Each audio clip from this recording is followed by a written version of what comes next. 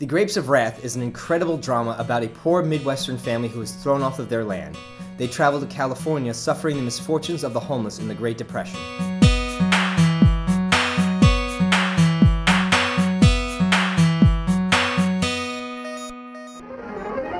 Sweeping across the country comes one of the great literary achievements of our time. A human, revealing, soul-stirring story that instantly becomes the most discussed novel of modern literature, The Grapes of Wrath. The Grapes of Wrath, please. I'll have to put you on the waiting list. We've never had such a demand for a book. Due to this unprecedented popularity, producers vie for the motion picture rights. The Grapes of Wrath came out in 1940 and is based off the Pulitzer Prize-winning novel by John Steinbeck, and it features the incredible performances by Henry Fonda, Jane Darwell, and John Carradine. What makes this film so incredible, in my opinion, is that it is one of the most lyrical and poetic movies of all time.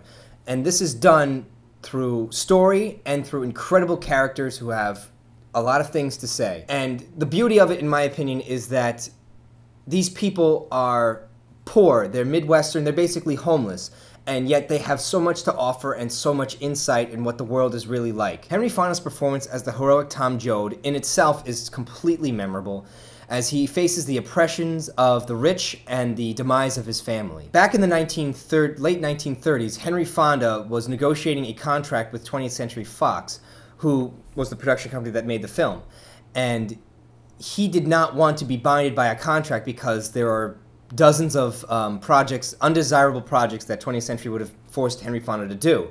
But they trapped him with this movie because they bought the rights to the movie. And Fonda knew that this was the performance of a lifetime, and if he had to knuckle up and face doing 5 or 6 years of terrible movies, then so be it. This performance is incredibly supported by Jane Darwell, who plays Ma Joad, in this utterly touching performance that I'm not ashamed to admit it, it brings a tear to my eye every time I watch it. It's difficult to explain what I meant by the poetry and the lyricism of the movie. I think it's something that you'd have to see for yourself. This movie is extremely relatable to any common man who has ever had to suffer the oppressions of the rich and can't do anything about it. It's one of those human empowerment stories. It's a survival story, and I think that's what really builds the character development and having the movie come across as such a poetic and lyrical movie. The film is decorated with the Academy Awards of Best Director for John Ford and Best Supporting Actress Jane Darwell, including nominations for Henry Fonda for Best Actor and an incredible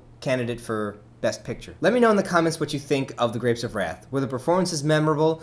Did the poetry of the movie really come out to you? I really hope that you enjoyed it as much as I do, and that's pretty much it.